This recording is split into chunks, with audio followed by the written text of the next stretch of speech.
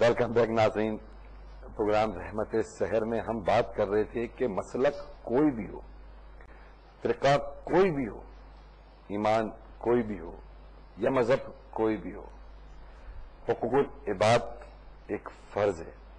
حقوق اللہ اگر اللہ رب العالمین چاہیں تو شاید وہ معاف ہو جائے گا، لیکن حقوق العباد معاف نہ ہو سکے گا. جس کا دل دکھایا ہے اس سے معافی مانگ لیں. سشرۂ رحمت میں اس رمضان کی برکت مہینے میں اس کے گھر جا کے پہل کر کے اگر ہم معافی مانگ لیں گے تو کم زر نہیں ہو جائیں گے، ہم چھوٹے نہیں ہو جائیں گے.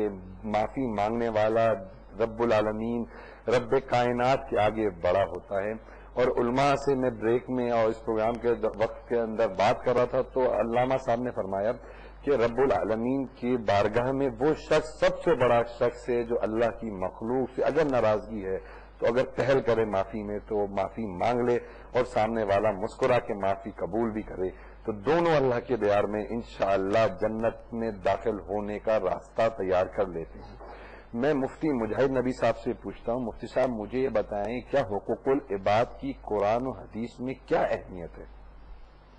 بسم اللہ الرحمن الرحیم. الحمدللہ وحدہ والصلاة والسلام علی من لا نبی بعد. اما بعد، علی بھائی اسلام نے حقوق العباد پر جتنا زور دیا ہے میرے خیال سے حقوق اللہ پر اتنا زور نہیں دیا.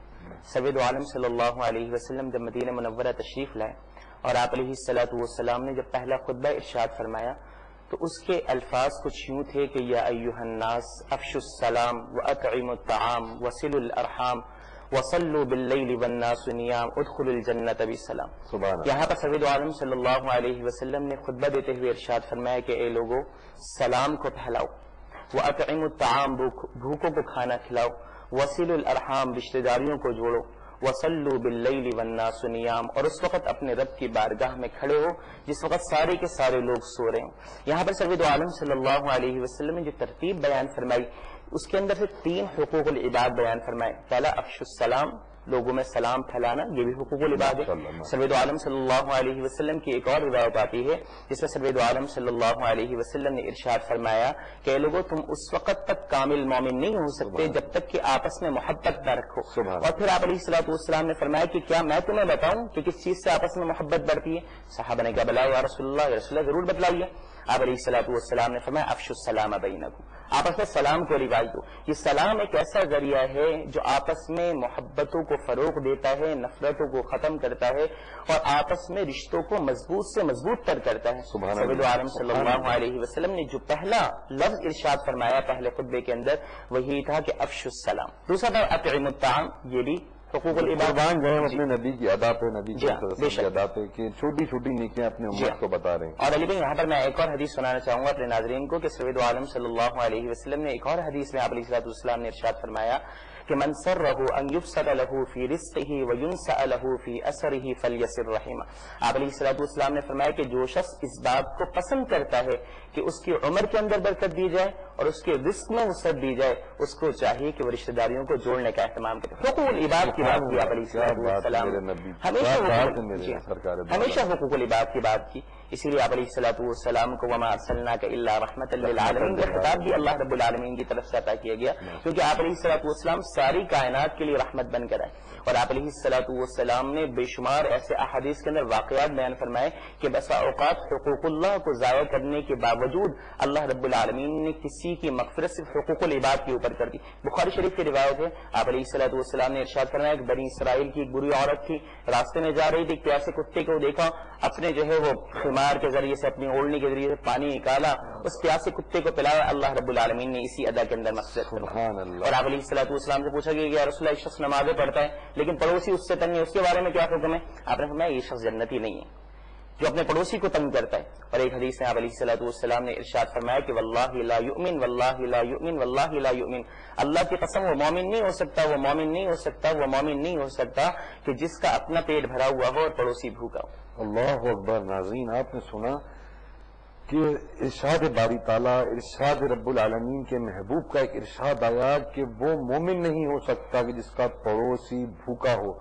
تو اتنی حقوق العباد کے اندر قرآن و حدیث میں اتنی مضبوط روایتیں ہیں اور قرآن میں اتنی مضبوط باتیں ہیں، اور وہ حدیثیں جن کو سنیں، اور بخاری کی حدیثیں جو علامہ مولانا محمد مفتی مجاہد نبی صاحب نے بھی ہمیں بتائیں کہ وہ مومن ہی نہیں ہو سکتا، ہم دائرہ مومن کے دائرے سے خارج ہیں کہ اگر ہمارا پڑوسی اگر بھوکا رہ جائے، اور اس اللہ رب العالمین نے اس عورت کو جنت الفردوس میں جگہ عطا فرما دی، اس کو جنتی کر دیا، اس کے گناہوں کو معاف کر دیا، جس نے بے زبان جانور کو پیاسے کتے کو پانی پلا دیا، تو کیا بات ہے میرے، کیا شان ہے میرے رب العالمین کی. وہ تو اس کا تو دیار اتنا بڑا ہے، اس کے خزانے میں نہ کمی ہے، اس کا خزانہ اتنا بڑا خزانہ ہے کہ اگر مانگتے چلو تو مانگتے خالی ہاتھ نہ لوٹیں، کتنی ملی خیرات نہ پوچھو.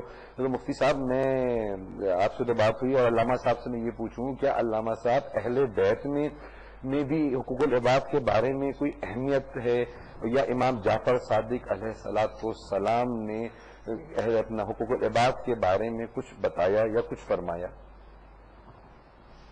بسم اللہ الرحمن الرحیم. دیکھیے، بات بڑی ماشاءاللہ خوبصورتی کے ساتھ مفتی مجاہد صاحب نے عرض کی، اور بات یہ ہے کہ یہ تعلق حقوق العباد ہو یا حقوق اللہ ہو، یہ مسلکی تو مسئلہ ہے نہیں. بے شک. پہلی بات یہ ہے، حقوق اللہ بھی تمام مکاتب فکر پہ وہی ذمہ داریاں ہیں، اور سارے احکامات وہی ہیں، وہی حقوق اللہ.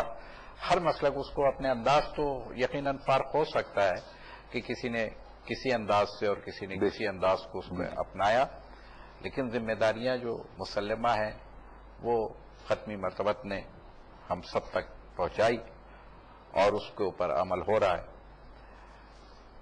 حقوق العباد کی بات جب آتی ہے تو بہرحال سب سے پہلی چیز یہ کہی جائے گی کہ دیکھیے، بات یہ نہیں ہے کہ حقوق اللہ کو ہمیں ادا کرنا ہے یا حقوق العباد کو. ادا تو دونوں ہی کو کرنا ہے، اس میں کوئی رعایت نہیں ہے، رعایت کا پہلو نہیں لایا جا سکتا ہے. لیکن بس فرق جو ہے وہ اتنا ہے کہ ایک مرتبہ ہمیں جانا ہے لوگوں کی عدالت میں، اور ایک مرتبہ ہمیں جانا ہے خدا کی عدالت میں. خدا کی عدالت میں جانا بہت آسان ہے، اور لوگوں کی عدالت میں جانا بہت مشکل ہے. لہذا وہاں پر وہ انتظار میں ہے کہ میرا بندہ آئے اور میں اسے معاف کر دوں، اور بندگان خدا بہرحال اس کی کیفیت اور ہے. جہاں تک سوال اہل بیت علیہ السلام کے حوالے سے، تو بس میں شہزادی کونین حضرت فاطمہ الزہرا سلام اللہ علیہا کے حوالے سے اتنا کہوں گا کہ روزانہ عبادت میں مشغول رہتی ہیں، اور رات کو، اور پھر حسنین علیہ السلام جو ہیں وہ دیکھتے ہیں کہ ماں جو ہے وہ عبادت کرتی ہیں اور دعا کرتی ہیں. جس طریقے سے جگر گوشہ رسول عبادت کا انداز کہاں سے لیا؟ اپنے بابا سے لیا ہوگا، اور بابا بھی زندگی بھر لوگوں کے لیے روتے رہے. یہ بات بہت اہم ہے کہ ساری زندگی رسول ہماری بخشش کے لیے، لوگوں کے لیے، بالکل حقوق الناس کے لیے روتے رہے. یعنی حقوق الناس تو نہیں، ناس کے لیے روتے رہے کہ ساری زندگی. اور وہی وتیرہ جو ہے شہزادی کونین نے اپنایا کہ عبادت کرتی ہیں، اور عبادت کے بعد ایک طولانی دعا کرتی ہیں محلے داروں کے لیے، مسلمین کے لیے، مومنین کے لیے، انسانوں کے لیے، اور اس کے بعد کہیں اپنے گھر کے لیے دعا کی آخری منزل پہ آتی ہیں.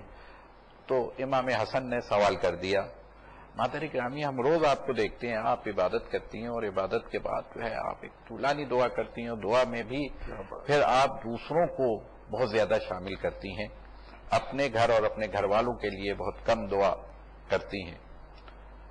تو بس اس وقت آپ نے ایک جملہ فرمایا ہے کہ کیا ہے کہ ہمسایوں کے حقوق جو ہیں وہ جار سمت دار، پہلے لوگوں کے ہیں حقوق، پہلے ہمیں ان کے لیے دعا مانگنی اور پھر اپنے گھر والوں کے لیے دعا. یعنی آخری حصے میں اپنے گھر والوں کے لیے اور اپنے لیے دعا رکھی، لوگوں کے لیے دعا مانگی. یا حضرت علی علیہ السلام سے بھی دیکھیں گا تو بس میں ایک جملہ کہنا چاہوں گا کہ جی ہاں، بالکل ایسے ہی ہے کہ ابھی آپ نے حدیث کہ خیر الناس کے حوالے سے کہ من ینفع الناس، جو لوگوں کو فائدہ پہنچاتا ہے. اور اتنا خوبصورت یہ جملہ ہے، اتنا مختصر اور جامع جملہ ہے کہ اگر اس کے بعد کسی تشریح کی ضرورت رہتی نہیں ہے کہ اگر تمہیں بہترین انسان بننا ہے تو تم کیا ہے لوگوں کے لیے زندہ رہو، اپنے لیے نہیں زندہ رہو، لوگوں کے لیے، اپنی عبادت کے لیے بھی ایک بہت بہت اہم علامہ پہلو صاحب آپ کا یہ اس کو ہم کنٹینیو کریں گے انشاءاللہ۔ ناظرین، علامہ صاحب نے بہت اچھی بات بتائی کہ حضرت علی کرم اللہ وجہ، مولا علی مشکل کشا، شیر خدا نے بھی کہا کہ تم لوگوں کے لیے زندہ رہو۔ بات کو آگے کنٹینیو کریں گے، لیکن دیکھتے ہیں پہلے ایک پروگرام اسلام اور نئی سوچ، کہیں جائیے گا مت۔ پروگرام کے بعد آپ سے پھر ملاقات ہوگی اور اسی سوال کو آگے کنٹینیو کرتے ہیں۔